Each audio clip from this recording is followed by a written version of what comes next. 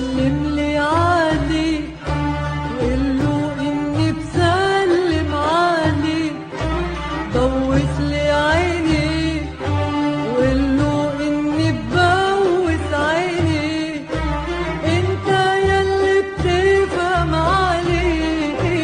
سلم لي عادي سلمتك سنة ويا طول السنة، واسأل شجر الجوز، شوفك بالسحر جاي من السحر وضايع بورق اللوز. نطرتك سنة سنة يا طول السنة، واسأل شجر الجوز، شايف السما شو بعيدة بعد السما بحبك. سلم لي عادي سلم لي عادي وقله إني بسلم عليه. صباح السعادة، صباح الإخاء، صباح المودة لكل الأحباب، صباح الإشراق ليوم جديد مليء بالخير. صباح الخير وكل الخير يهدي لك صباحاتك، صباح الورد يا ورد العمر يا نغم. صباح السعادة، صباح الإخاء، صباح المودة لكل الأحباب.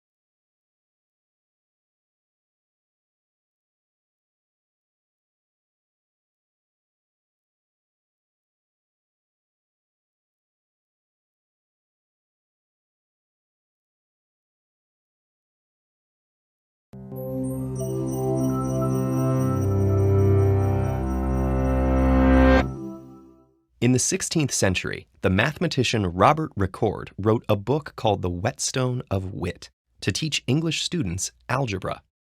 But he was getting tired of writing the words is equal to over and over. His solution? He replaced those words with two parallel horizontal line segments because the way he saw it, no two things can be more equal. Could he have used 4 line segments instead of 2? Of course. Could he have used vertical line segments? In fact, some people did. There's no reason why the equal sign had to look the way it does today. At some point, it just caught on, sort of like a meme. More and more mathematicians began to use it, and eventually it became a standard symbol for equality.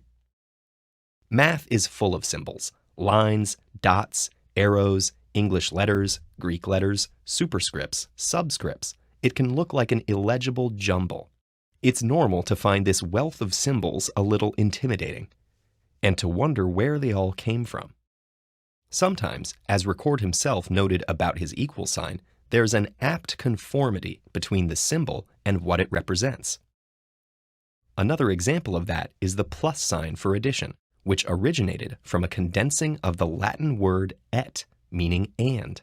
Sometimes, however, the choice of symbol is more arbitrary, such as when a mathematician named Christian Kramp introduced the exclamation mark for factorials just because he needed a shorthand for expressions like this. In fact, all of these symbols were invented or adopted by mathematicians who wanted to avoid repeating themselves or having to use a lot of words to write out mathematical ideas. Many of the symbols used in mathematics are letters, usually from the Latin alphabet or Greek. Characters are often found representing quantities that are unknown and the relationships between variables. They also stand in for specific numbers that show up frequently, but would be cumbersome or impossible to fully write out in decimal form. Sets of numbers and whole equations can be represented with letters too. Other symbols are used to represent operations. Some of these are especially valuable as shorthand because they condense repeated operations into a single expression.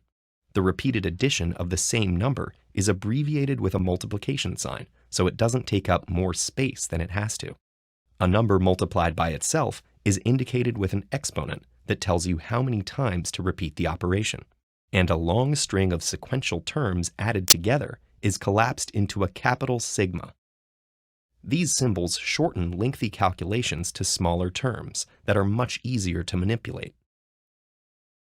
Symbols can also provide succinct instructions about how to perform calculations. Consider the following set of operations on a number.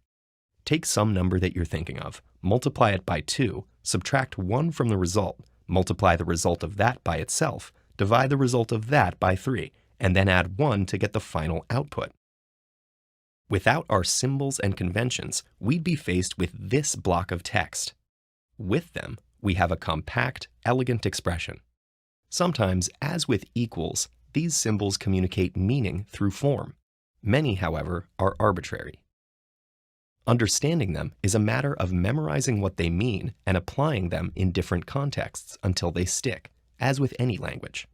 If we were to encounter an alien civilization, they'd probably have a totally different set of symbols. But if they think anything like us, they'd probably have symbols. And their symbols may even correspond directly to ours. They'd have their own multiplication sign, symbol for pi, and, of course, equals. If you enjoyed this lesson, we think you'll enjoy learning more about one of our favorite mathematical symbols, infinity. And if you want TED Ed lessons delivered straight to your inbox, click the middle button and sign up for our weekly newsletter. Thanks for watching.